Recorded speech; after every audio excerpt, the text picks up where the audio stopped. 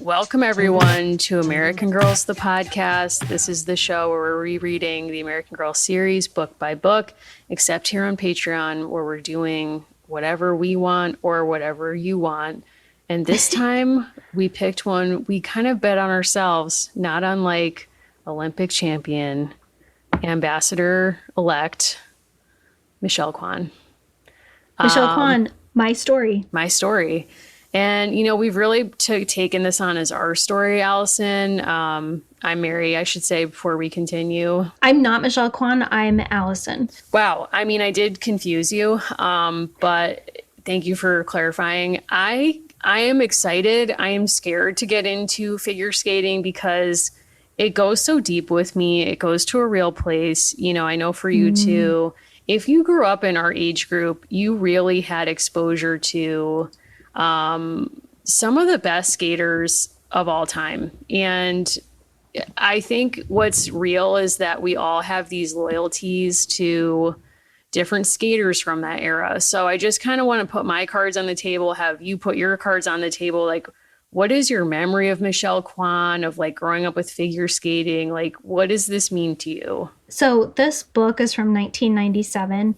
And I did not read this book as a younger person. I think I would have. It was a scholastic book. So I think if it had been at the fair, I would have been interested.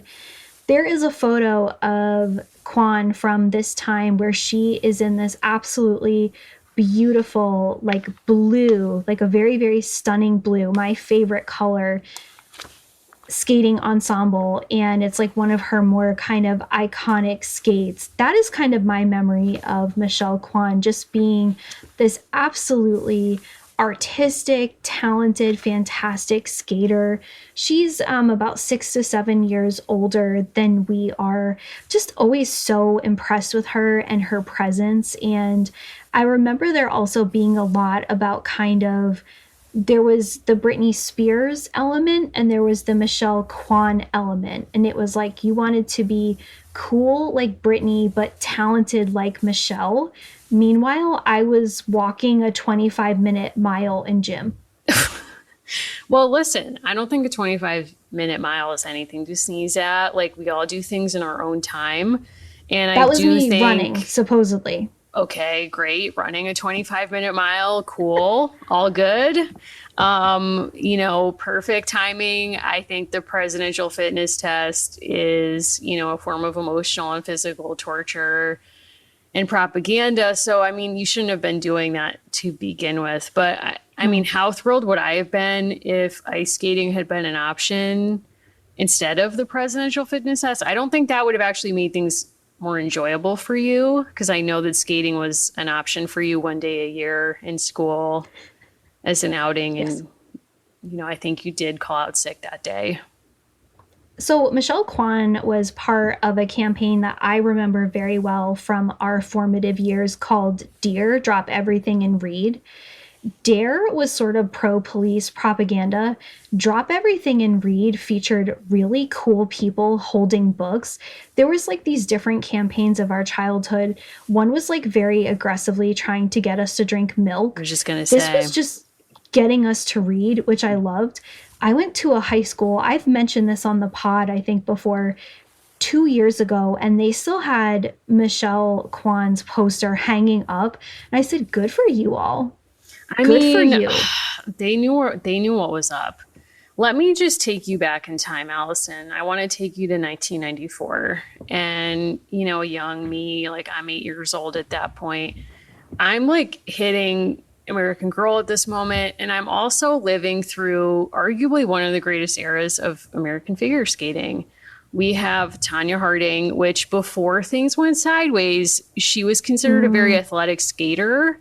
Very physical. We have Nancy Kerrigan, who was at the time my favorite.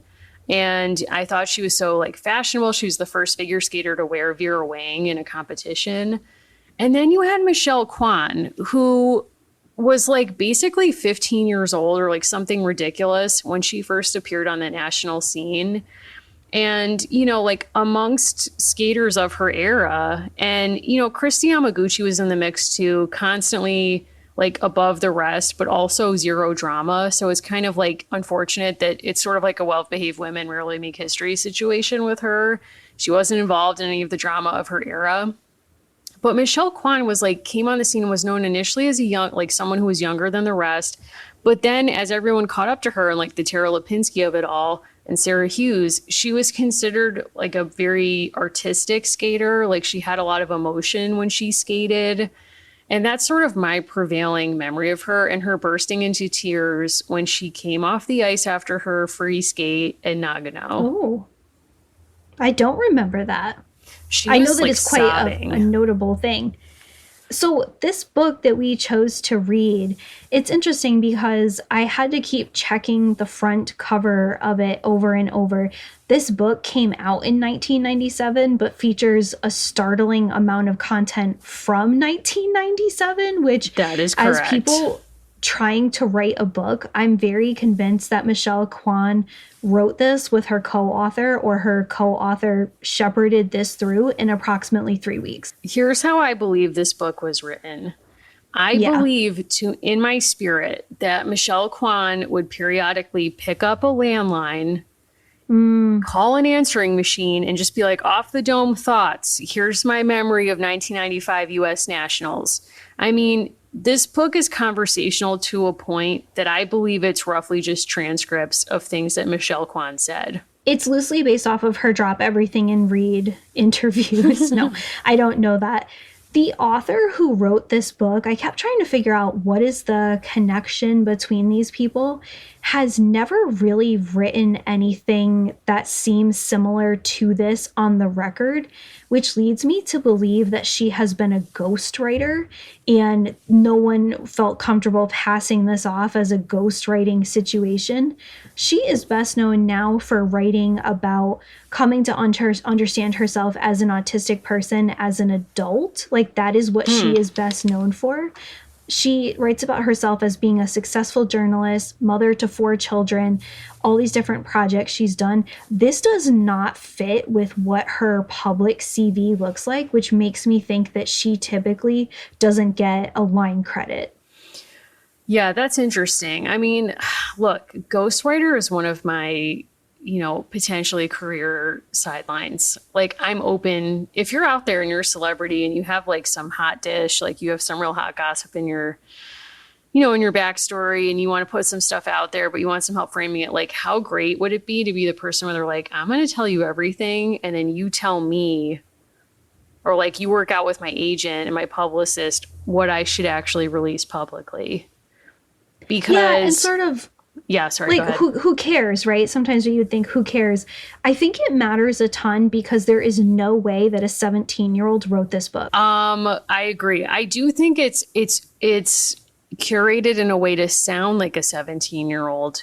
But I also think that we're getting this through possibly 50 different filters, because everything that's in here is like, this book is the opposite of the real world where things stop being played and start getting real. It's like things in this book never stop being played, so they never really start getting real. And my message to everyone out there who's potentially 17 years old is this: no matter what your internal voice is telling you at this moment, do not write a memoir at 17. Don't do it. Because I'll just be real, like even Michelle Kwan, like she actually did have a lot to talk about, but she wasn't in a headspace to do it.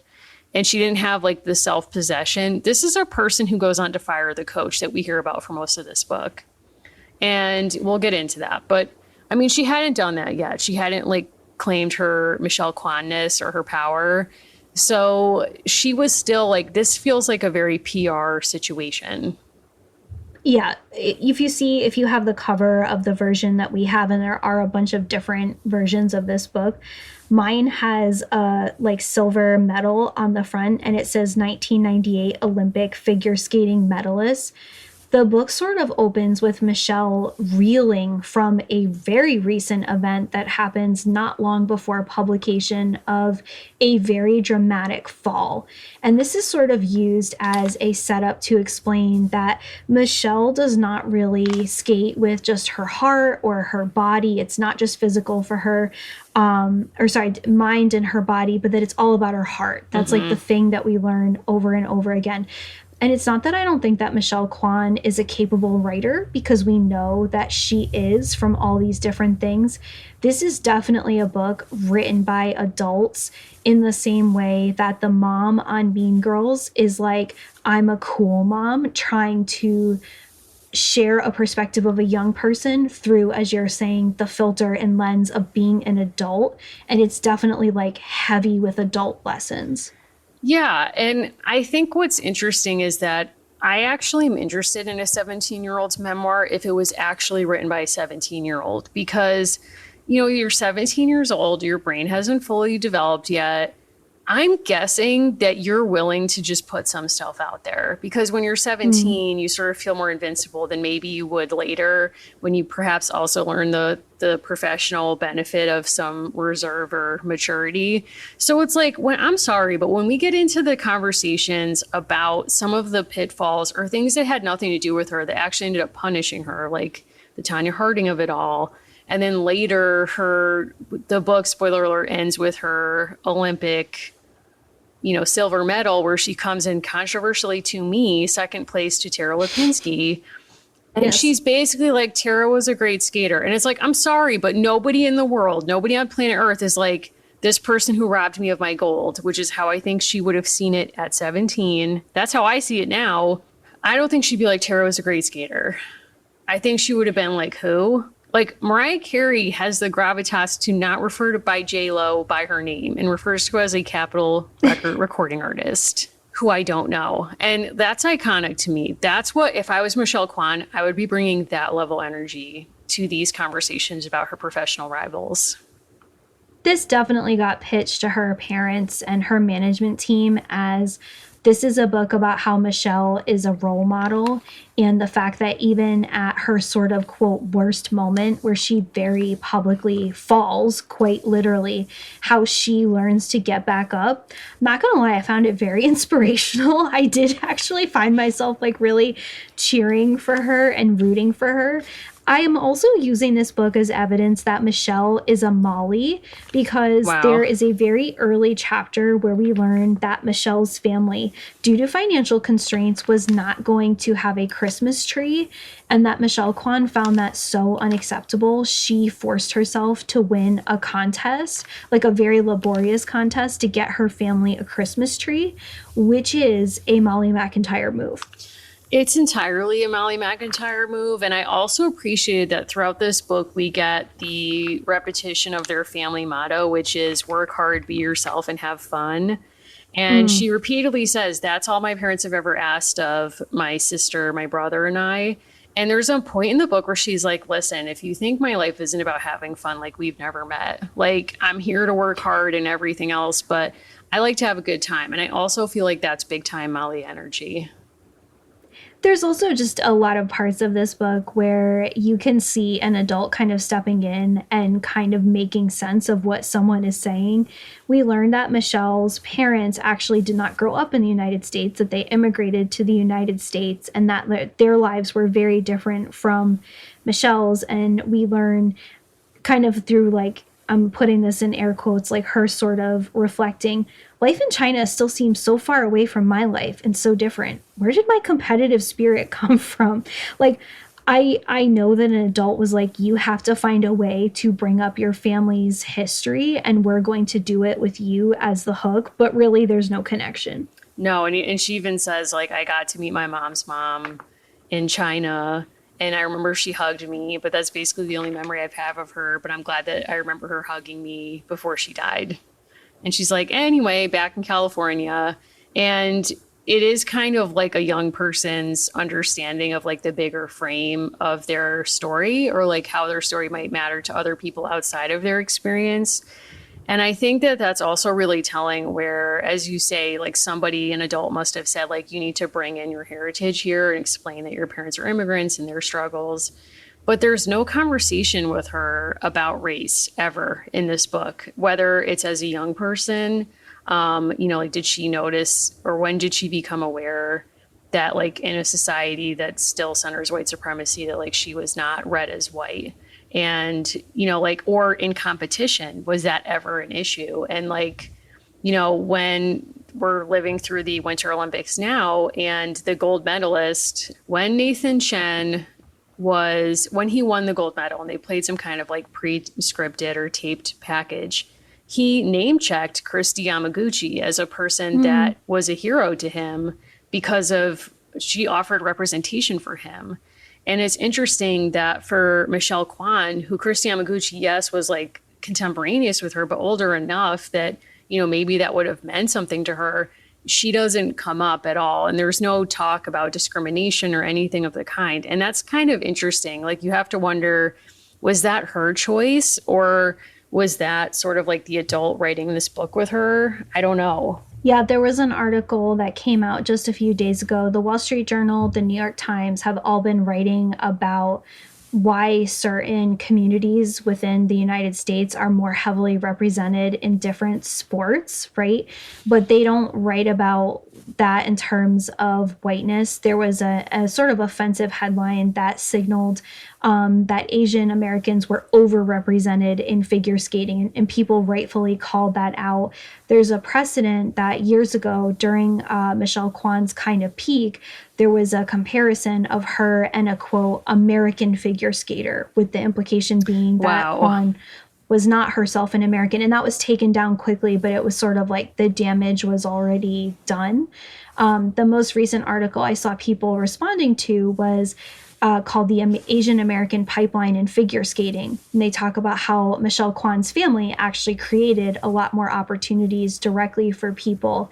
But I saw people responding to it and saying, once a certain group that is not a dominant group becomes successful, suddenly it's this sense of crowding. Whereas when there is a white group or this other dominant group, it's just taken as a norm. Yeah, I think that's interesting, and that's true. And I think that's what's sort of interesting to me about figure skating and all sports, is that it becomes a microcosm of bigger issues you see in society, which is like, their storylines are about class. Like, all of even Tanya Harding's documentary, The Price of Gold, which is still like my favorite thing about Tanya Harding, and the movie with Margot, what's her name? Robbie, on which is based on that documentary. It really centers class as like, you need to understand that what Tanya Harding's story is about like class and how divisive that is in figure skating and in all sports, which is supposed to be like a symbol for society. Now, we might say Tanya Harding's story is actually about class and a series of other things, including her choices. But it's true that if you don't come from a family of privilege, to get into figure skating, it's a much bigger lift to afford the training time and the coaching and the costumes and all this stuff. And I think that was something that's really impressive about Michelle Kwan's book, is that she really lays out, I actually learned a lot from this book about like all the different layers and levels in Olympic skating. Like, when you want to go professional or when you want to get to the Olympics, you can't just say, and I'm going to be an Olympian, because she watches it as a child and is like, okay, I think you just have to go to the competition and they let you skate. And she's like 7. So that makes sense for her conclusion. But like, it's wild that you have to test into these different levels, like novice and then junior, and then you become a senior. And when you're senior level, that's when you can go to the competitions that result in the picks for the Olympic national team. Here's what I could not get out of my mind reading this book. I watched things like the women's gymnastics team differently before I knew what was happening with trainers and doctors and other people who abused young women. I have a really hard time watching some of it now in the same way. Like, it has changed for me. Michelle Kwan writes extensively about her training and so many things. And I just, to be clear, like, not just for like legal reasons, I am not implying anything, there are so many times in this book where she talks about the importance of top athletes and skaters having a close relationship where adults don't get in the way, like parents don't get in the way and older siblings get in the way. And I literally put this book down at one point, and I was like, this is how toxic people come into these kinds of communities and completely take advantage. She is young when she and her sister go away to a training camp, and her parents become visitors in her life as opposed to being full-time caretakers. And my heart was just breaking because I thought, like, we know what happens in these situations. And I am not saying it happened in this situation, but it was the exact same kind of setup that led to what we know happened with the gymnastics team. It just is. Yeah, I think you can just appreciate from her transparency about all of this, how much you have to totally upend your life and give away control over your time and in some ways your choices, because she, as you say, moves to basically like a boarding school at a private training facility for kids who want to be serious ice skaters.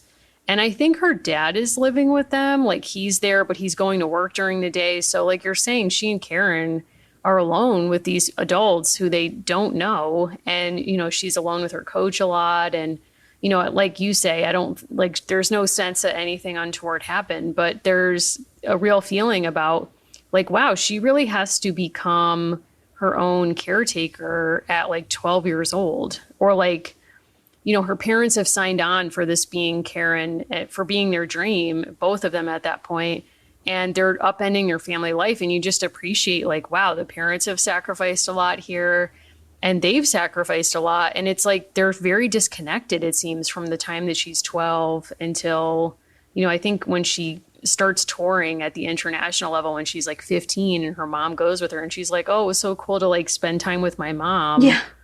And you're like, oh my God, like I just can't fathom their lives. And I know for Tara Lipinski, it was a very similar kind of situation. She doesn't come from a situation of financial need in the same way that Michelle Kwan did, where, there was a stretch when, before they moved to this boarding school kind of thing, they couldn't afford a coach for 6 months. So they just didn't have one. And she describes like having what she calls guardian angels emerge to kind of financially help them, get to the next level of developing as skaters at different times because her parents couldn't afford it. Whereas Tara Lipinski's father is an oil executive, so not the same situation. But she and her mother moved from Philly to Michigan to at the same kind of age. And basically, Tara Lipinski gets hugely criticized for almost like a couple years, not long after she wins the gold medal. She turns pro, and then not long after being pro in like 2002 or 3 or something, she retires. And people are like, how dare you like turn pro and all this stuff? Why didn't you go for another Olympics? And she basically was like at 15 or something, like, I don't want to like be the reason my family is separated any longer. Like like we can't keep doing this, which actually makes, total sense, but not when you're in this like world of super sports where people are willing to sacrifice, I guess, like anything. Yeah, the fact that we learned that it really is Michelle and her sister and her brother. Her brother is involved not as a figure skater, but he is a pretty intense hockey player. There was a page that really stuck out to me. It's page 59 in the book, and she says, "That's why I've always tried to carry 2 images of myself in my mind. In theory, this is written when she's 17. There's the picture of the skater I dream of being. But skating is only a sport, and you should only do it if you really love it. The bigger picture I keep in mind is the person I want to be and the life I want to live." And she talks about how, like, even when people label her as a lady or woman skater or a senior skater, she says, "You're really still a kid." And it's like, no, you're still a kid. Right. Like, you are the one who is still a kid. This isn't some hypothetical situation. You are still a minor. And I was reading some comments. There was a piece that came out this week, and it was how these Olympic Games are especially bleak without audiences and COVID testing. And there was a series of comments from people who've known Olympians, and they basically said, this is someone's entire life. And if you don't understand that, you don't understand why they're willing to sit in isolation for months and test themselves 80 times to go out on the ice once. It was like, if you do not understand that, Right. and this book, I think, is a really good kind of primer on that. Like, you do not understand that this is decades of work and an entire life and a network's entire life for 1 hour. Yeah, I mean, at one point, Michelle Kwan gives us her daily schedule, and it starts at 4:30 in the morning. No. And that's when I was like, absolutely not. I don't know what it would have to be to get me out of bed at that hour, but it's not this. And it's probably not anything, if I'm being honest with you. And, you know, she's willing to skate, like she's practicing 3 times a day. She's up at 4:30 a.m. You know, her life is like, if she's not on the ice, she's doing schoolwork when she moves to being like tutored at that point. Or, you know, it's like she has no life, and like she becomes a business like when she's allowed to do, which that was interesting too, when she explains even when you're senior level amateur and you're preparing for the Olympics and stuff, you can still make money doing some professional like skating tournaments. So it's not all just like no pay. So at that point, when you know that she comes from this place of like financial need, she's probably feeling pressure to support her parents. And there is a through line in this book where it's like, I hope my parents haven't been miserable this whole time. Or like, you feel like she's trying to please her parents. And it's like, man, this is a lot of pressure.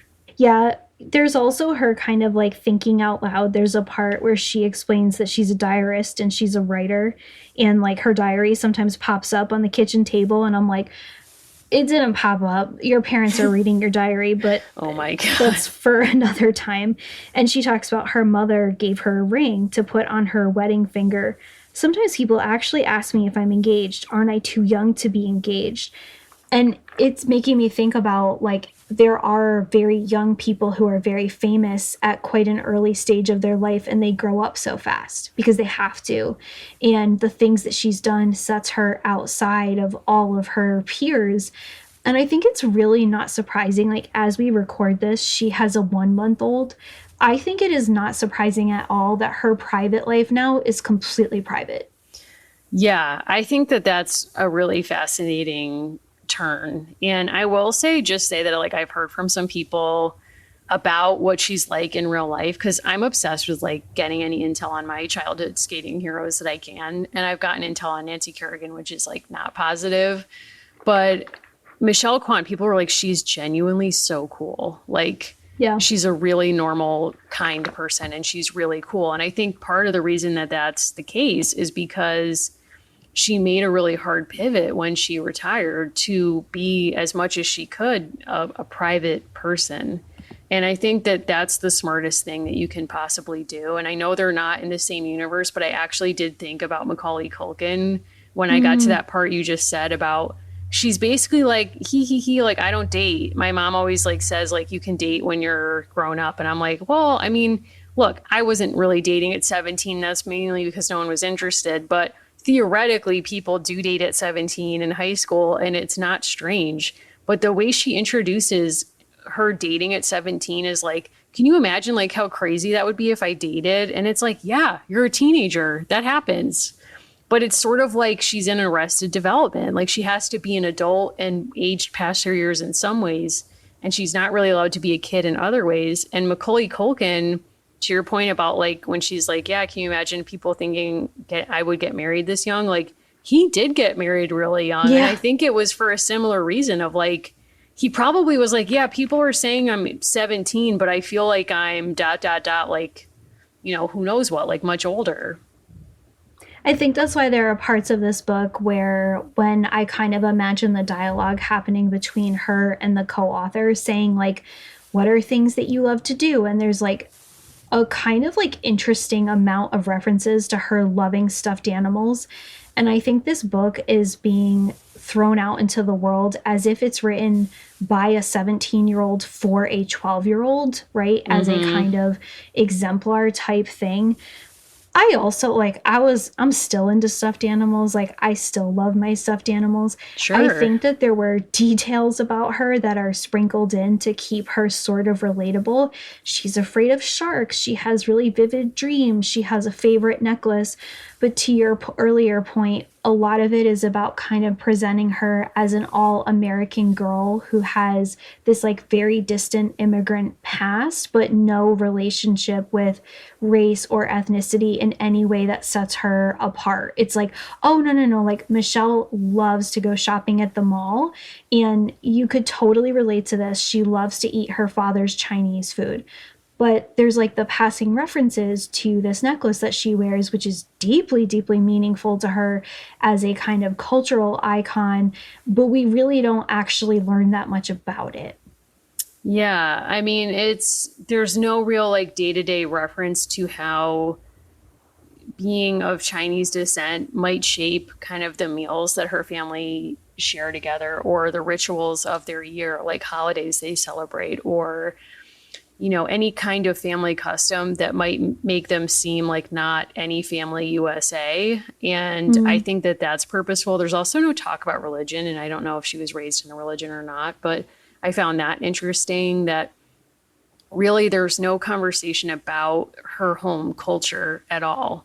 And we know that her brother played hockey. Her sister Karen also loved figure skating and trained and competed with her up through senior level. But besides that, it was like, my brother used to come to our room and like tell us the funniest jokes. And it was like no example of a joke given. So it was like, okay, but like, what did you guys do? Like, what were your favorite movies? Like at one point she invokes The Cutting Edge and she's like, yeah, a lot of skating movies aren't realistic. And I'm like, first of all, Michelle, don't step to The Cutting Edge. That's an American classic. And I feel like in the fullness of time, she would get that. She knows that deep down. I think it was too close at that time. I would love for your thoughts on that today. But, it's kind of like, do you like to read books before you go to bed? Do you like to play board games? Like, do you like to watch other sports? I don't know. Like, what do you do? What do you do during your days? And at different times, there's a photo in the middle of the book that's like, my friends made me this sign when I was returning from the World Championships. And it's like, who are these friends? Like, who are these people? Like they're just sort of dropped in. She also dressed up as Santa at one point in a beautiful photo. We see her like very proud with her trophies. If you're hearing our books crinkling while we record this, it's because these were produced for about $8 and all of that money went to the color photos. This is like a glue binding where it's like the book literally won't open without, you can hear this. It's like I'm literally just trying to open the book flat and it's not going to happen. The paper is like B-grade copy paper and it's a glue binding. That's all I'm going to say.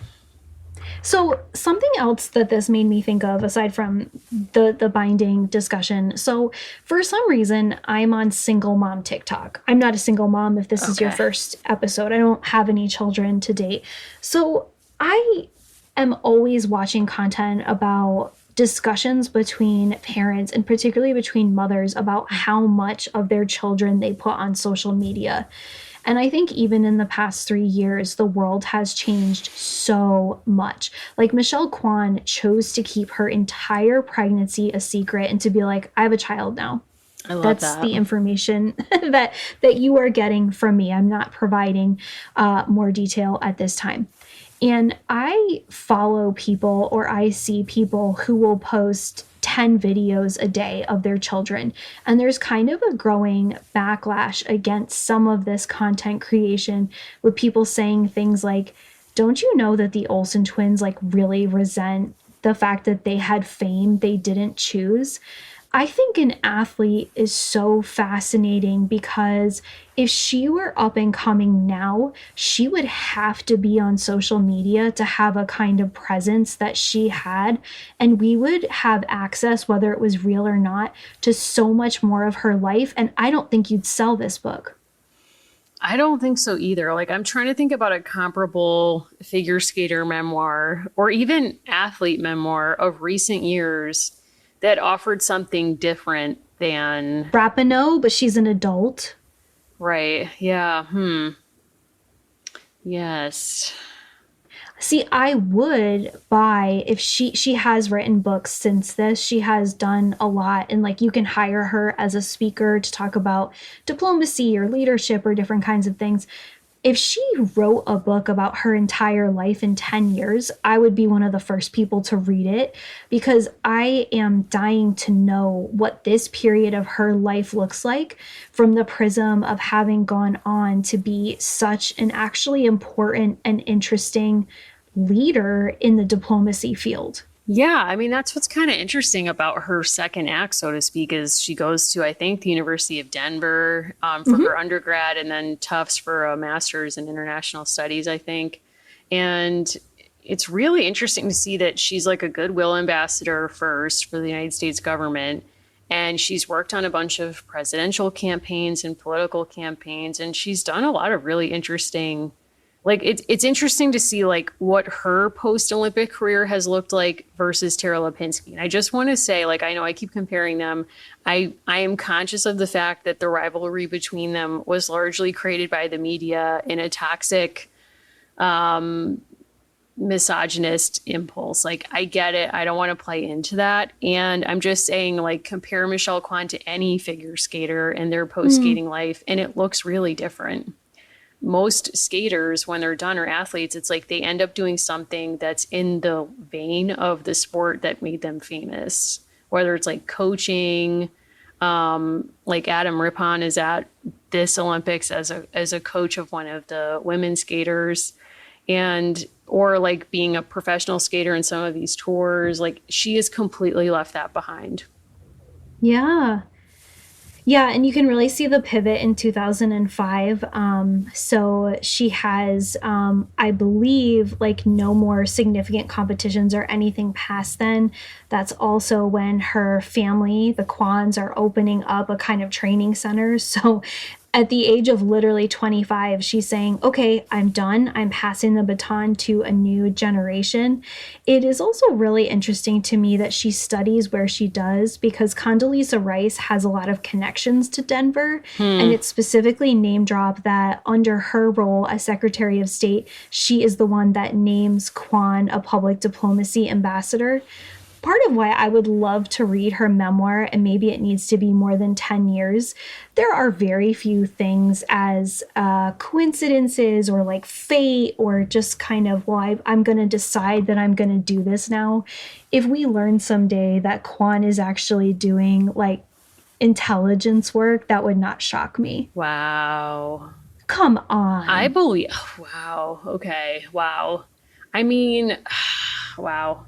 I would love if she's wisely stayed away from these games, but I would love to know if she like was using them to back channel stuff, or, you know, there's been a lot of conversation about American athletes of Chinese descent who have chosen to compete for China as opposed to the United States. And there's a lot of like public bullying going on. And, you know, you can see how the Olympics are in some ways like a gateway to international diplomacy. So it doesn't surprise me, but I would love to know like what she thinks about all of this and how she feels about it. And, you know, even just seeing like someday, does she get involved in like the Olympic board? Like, does she become one of the officers sort of orchestrating how the games roll out? Like, that would be really interesting. Does she want to be president? I don't know. I don't want to be this person. I don't think the Olympics are her future because I don't think there is actually much of a future for the Olympics. Yeah. I mean, I'm sad to think through that, but it is difficult when the Olympics make decisions like banning an American athlete for a positive pot test in the Summer Olympics who happens to be Black with no conversation. And then, coincidence, they allow a Russian skater to compete with a confirmed positive drug test. And, you know, you can't make these kinds of decisions. And just like, I don't know, with China and with Russia and how like international affairs are proceeding anyway, I don't know if the mission of the Olympics are going to be something that everyone can agree to going forward. Like, we somehow had an Olympic Games during World War II, right? Hitler was also like, no, please just like tell me where all the roads are. And I'm not going to use that. I'm not going to use that for anything. I'm just curious. Don't don't Well, think and too it's hard also about it. like when the Olympics were in Berlin and they were like, Hitler, your anti-Jewish policies are making some of the athletes uncomfortable to come to your country. And he was like, no, no, no, I'm not doing that. I'm not doing that. And they were like, we think you're doing that. And he was like, okay, what if as a compromise, I took down the signs that prohibit Jews from entering certain buildings? And they were like, you have to do that. And he was like, okay, I'll think about doing that. What do you think? And then they forced him to do that. And that was like their empty gesture of why they allowed the Olympics to be in Berlin at that period. I think it's a very wonderful concept, and I think there are times where I am just sort of bewildered by it. And I have, after Lance Armstrong and all of these other kinds of things, my personal, very problematic take is like, if someone is going, right, so like people who are getting busted for having marijuana, my word, like if you are performing better with that, go for it. Right? Right. Like that's not even an effective stimulant. It does help with like pain occasionally, but I don't know. I think like I've kind of like lost the plot on what we think we're doing with the Olympic Games. And I think the sincerity and sort of the like American dream and bootstraps vibe of Michelle Kwan's book, you would never publish this now. I think some people might Well, attempt someone it. someone would. I think if it was written now, I would find it kind of saccharine and ridiculous. I think I kind of gave it a longer, rope sort of because I it's think not it's really written by her. Well, I think it's interesting now to see how athletes position the games over the kind of life cycle of their longer life story. I think for some people, there's still the temptation to frame it as like, this is the fulfillment of a lifetime dream. And it's kind of like the high watermark of my life. And I think it's interesting to see younger athletes come along now and say, this is a thing I did in my life, but it's not going to be my life. And Nathan Chen's a really interesting example because a lot of his public framing of his own story is like, yes, I have devoted my entire life to this for years and years and years with total focus. And this is going to be done for me at some point, and I'm not going to look back. Like, I'm going to be more than figure skating. And I think that that's interesting. It's sort of like a type A kind of person's response to this. Like, I will just keep excelling in other areas. I don't think that should be the answer either, but I think it's unhealthy to have such a singular focus in your life on one thing, no matter what that thing is. And I just think it's kind of raising awareness about, I don't know, the effects of this kind of training and focus on a person's mental health are something that people need to kind of be more comfortable talking about, because I think that's creating a really unhealthy culture around sports that I think is detrimental to the Olympics, to, young people playing sports. Like, I don't think it should be that way. Yeah, I mean, say what you will about Caitlyn Jenner's memoir. Caitlyn Jenner writes a lot about how the drive to outperform everyone else was also a lot about distracting others from the discomfort that Caitlyn felt with being themselves. And she is very open about that in the memoir, that like it was about being a winner, but it was also about just not having to think about being Bruce. That they don't really like, that they value that time in life and obviously made a living of talking about it. But I think something that, as you're saying, younger athletes have learned, part of the kind of Caitlyn Jenner Kris Jenner connection was Kris booked gigs for Caitlyn. Kris got Caitlyn speaking gigs to talk about being an Olympic athlete. And Caitlyn wrote about how like that was not something they actually really thought it was healthy to keep revisiting at that level. Yeah. Yeah. And, obviously they've moved on from that. But I was also thinking too, reading this book about The Last Dance, the documentary about Michael Jordan and the Chicago Bulls. And it's interesting to see how they've all kind of moved on or not. Like Michael Jordan is another example of someone who is obviously known as being like the best in their sport at one time. And it's interesting that he has moved on in a lot of ways. Like, I don't think his day-to-day life is really about basketball anymore. It's about like, business, having fun, whatever. But he's still like, if you force him to talk about his career, he's so bitter.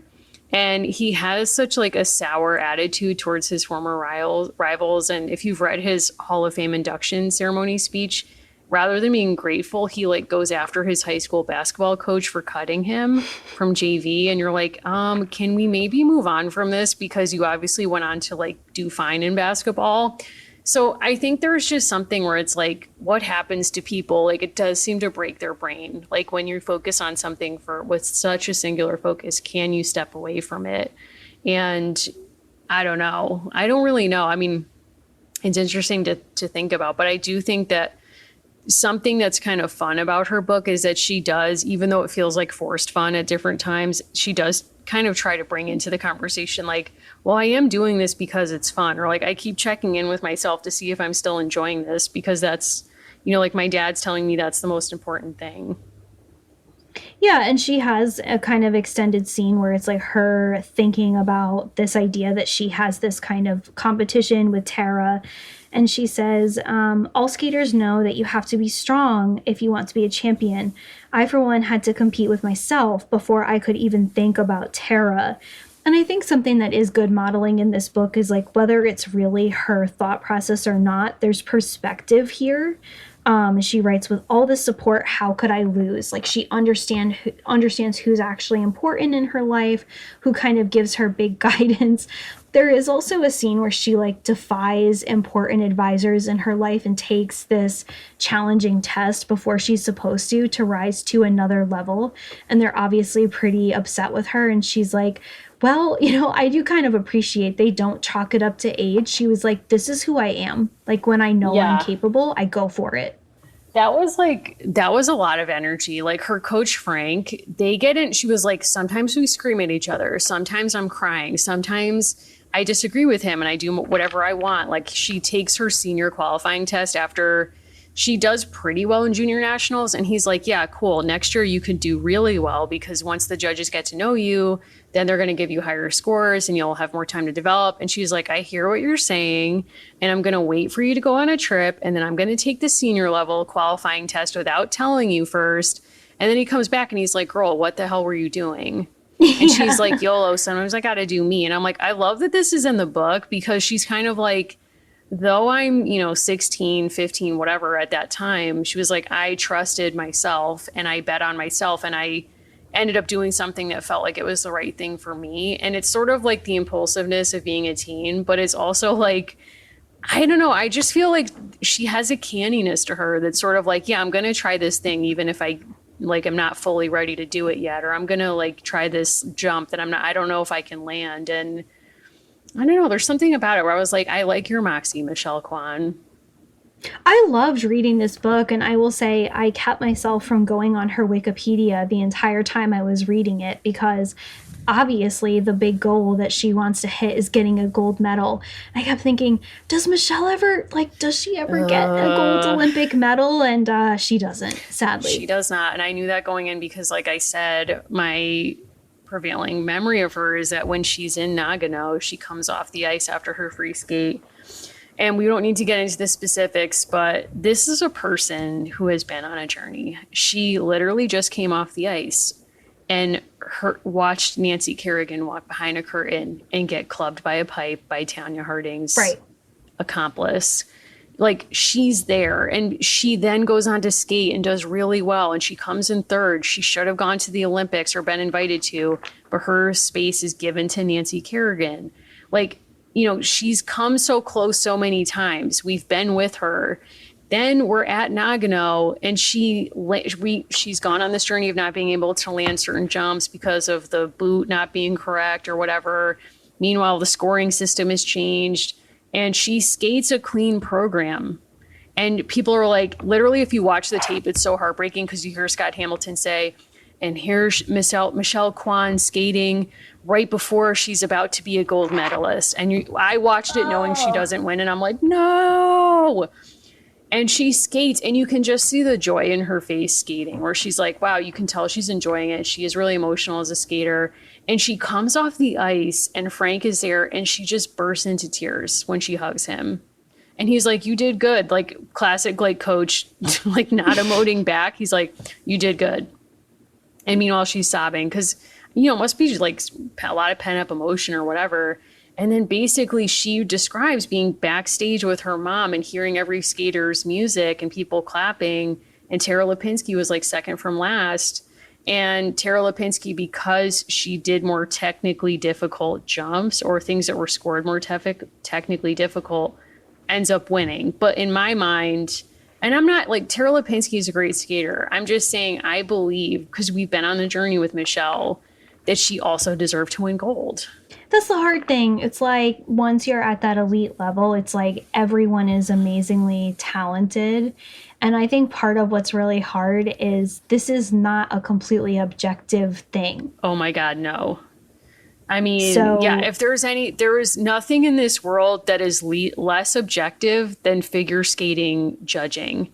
There's a great documentary on Netflix now that follows, I'm not going to remember their name now, but it's a pair skating team from Canada. And basically there was cheating amongst the judges, and the Ukrainian judge would tap his foot, or no, the Russian judge would tap his foot a certain number of times to let the Ukrainian judge know how to score whoever was before them. And they used this system to elevate the Russian pairs team to gold and to push this Canadian team to win silver. And the Russian team had fallen and the Canadian team had not. So it was very clear that like something went wrong, and they end up doing an investigation, and both teams end up sharing the gold. They don't want to take the gold from the Russian team. So they just give gold medals to the Canadian team. And it's like, what are we doing here? Like, it's so insane. And like, Russia's been shady from the jump. I'm sorry, I don't care. And it's the Cold War is over. It's not on the ice, Allison. It's not. I know. And it's like, it's so upsetting to me. And this was probably the most upsetting thing I watched in preparation for our conversation. So everyone go look at this on YouTube. Allison, I'm going to send this to you, but it's like tough to watch. And so Tara Lipinski has gone on to become NBC's official figure skating commentator along with Johnny Weir and Terry, who's done it from the beginning of time, but whatever. And they set them up in like a tiny room with like a TV screen. And they're like, Tara, we want you to watch your gold medal winning skate from 1998. And we want you and Johnny to react to it as if you're doing commentary. And so they do it. And she's like, oh my God, look at me. I'm so young. I'm 15. And he's like, and here to skate against America's sweetheart, Michelle Kwan, is like Tara Lipinski. And I'm like, let's all take a time out right now. I literally paused the video and I had to walk away for a moment because I was like, you know what? And I don't dislike them as commentators, but I'm like, don't you effing dare talk about Michelle Kwan like that, where you're pretending you're offering the straw man of Michelle Kwan being America's sweetheart. Newsflash, there was one skater who got a cover story in American Girl magazine. Spoiler alert, it was not Michelle Kwan. It was Tara Lipinski. So I don't want this retroactive, like Tara was the victim in 1998 or the underdog, because yes, Michelle Kwan is the most awarded skater in skating history, but she had never won gold. They started from the same place. And I'm sorry, whiteness matters and how they were talked about in the media. So I'm just like, anyway, just to say, I'm upset. I'm upset myself talking about this again. Michelle, wherever you are, I hope you're happy and like living your best life. That's all I can say. And like, Tara, I hope you're happy too. It's not personal, but can we please, Michelle won silver and she was devastated by that. Okay. Right. And, maybe she had to testify with the FBI about what happened to Nancy Kerrigan. Oh, I'm sure she did. You know what I'm saying? It's like, this person has been through it. Can we not? That's all I have to say. That's how she met Condoleezza. That's how she met Condoleezza. Condoleezza was like, I like what I see. Oh my God. I see some real diplomat potential. Yes. I'm just going to ask you this. The Go Team USA real metal skates package from American Girl, how much would you pay for that? I mean, priceless. Okay. Well, it's like $35, so. I would pay for that. That seems appropriate. What do you get for that? So you actually get like a skating package, and I'm going to say this, I really wish I had been made aware of this issue. I have my Caroline currently wearing a pair of cut rate skates that I got sort of on like the secondary market. Okay. She can't stand up. Like I can't Wow. position her safely on the ice. I have photos. I did a photo shoot. Oh my God. There were children playing in this park and I was like, there's adults at work. Things are happening. I mean, in a way, like it sounds like your doll was up against what Michelle was up against. I mean, she describes how like the boot of the skate is actually hugely influential to your ability to land jumps correctly. And, you know, tragically, she did take a sponsorship deal with a company whose boot was not helpful to her in landing the jumps at a very important time. But, you know, regardless, all to say, like, we don't know what was going on behind the scenes financially. Like maybe she felt like she had to do that. Her dad was adjusting the blades. Like, lots happening, but all to say, like, I hope your doll, you know, is able to land those jumps. But I'm not sure I want your doll to go to the games because, you know, the Olympics are like not a safe space right now. No, and I'm very like happy. There is a figure skater, Alyssa, and she has become an American Girl model, and she has a doll that looks like her who's also wearing figure skates. And it's like, God. It's a very exciting time in that world. I also found an American Girl doll hook-on chair, like what they have at the store for $5. And it's like, someone help me because all I want to do is spend money on like figure skates and high chairs for these dolls. Wow. For different days. But I'm happy for the Go Team USA package. I hope that there are other dolls that are figure skating with a lot more skill. Like, I'm not going to compare my doll skating experience to anyone we've talked about on this show because those are pros and it's been a real amateur hour. That's entirely true. I mean, I would invite people to reach out, to please go watch the videos I've described and reach out to us, give us your reactions. And also, maybe I'll post a link to this, but they did this like Antiques Roadshow anniversary thing where they had like celebrities bring their antiques in, or actually they went to the celebs' homes because of COVID. And Nancy Kerrigan appears and it's truly stunning. They're like, show us your valuables. And she produces her own costumes and some stuff that she stole from Lillehammer. So it's like, it is really interesting if you're a figure skating fan from that era. So feel free to check that out. I want to be a figure skating fan from this era. I just haven't quite figured out the mechanics of how to watch. And honestly, the fact that Love is Blind came back, this whole Olympic Games just really blew right past me. That's fair. I'm saving that for this weekend because I know I have no restraint where that show is concerned. So I'm going to have to wait until I have, you know, some blocks of time to really get into it because I do love that show. And I have to say, if you want to spend an hour or 2 hours, this is a very short, highly, highly readable book. You can also get it for like $2 on different websites. And I enjoyed reading this a ton. Like, I do actually highly, highly recommend it. It's one of those books where it's like the content is interesting, but it also brings you back to a time in your life when this was fresh for you and when it was like felt very real in a lot of different ways. Like, I'm not really losing sleep over figure skating at this stage of life. I mean, no offense to the men and women out there doing this. I'm still interested, but, and you can watch Allison on Peacock, but I know that that's fraught for you. So, but yeah, I mean, YouTube is really the place to go because watching some of the routines and the costumes, like you can watch it in digestible bites of, you know, different routines and stuff. I would seek out the ice dancing routine to Janet Jackson's medley because it's iconic. I literally was like screaming when this came on. I was like, a couple listeners had sent it to me in advance because basically there's some of competitions that happen a few days before it airs on primetime. So I had been warned, but I wasn't prepared, if that makes any sense. And the same with the Jesus Christ Superstar routine, which is truly, I have no idea what that individual was feeling, thinking, trying to do, but it happened. We witnessed that. It happened. I'm very happy for Michelle. I'm glad that she's having a second kind of, you know, life. I went through and basically liked a bunch of her Instagram posts the other night. And I was like, good for you, Michelle. I think she's going to be a great ambassador. I'm speaking into existence that she's going to be confirmed and that's all going to happen. And she will be serving alongside Caroline Kennedy, who's going to be the ambassador to Australia, who has already issued a message to the citizens of Australia and surrounding islands and basically was like, I will be happy to serve you and alongside you because as you may remember, people in your countries did save my dad's life when PT Oh boy. 109, sunk and went aground. And of course, that was an iconic moment. We all remember that. So a great crew moving forward diplomatically here.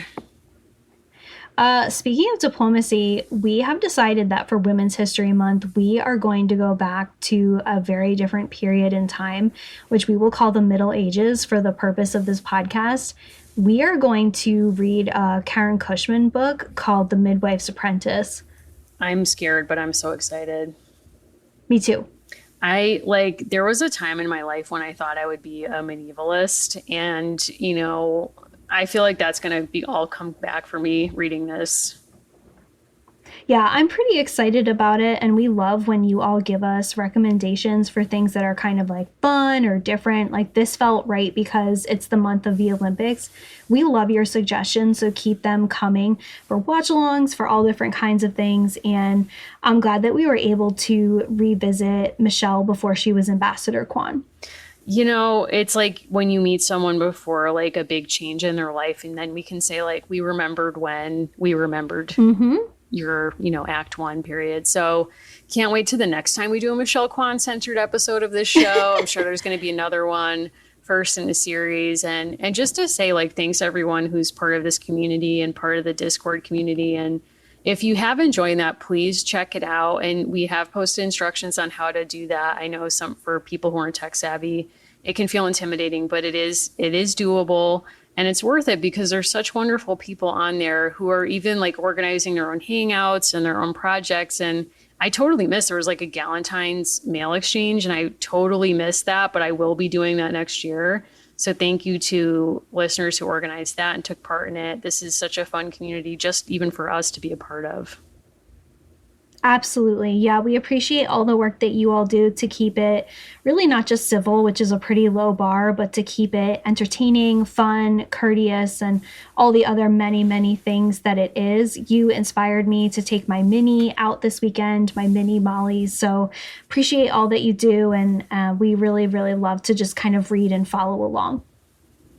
Yes, definitely. It's like one of the few kind places left on the internet. And I mean that sincerely. So, listen, we always want your feedback. If you want to watch The Cutting Edge sometime, if you want to have another watch along, if you, have more ideas, the document where we kind of pull some of your ideas is posted in the Discord.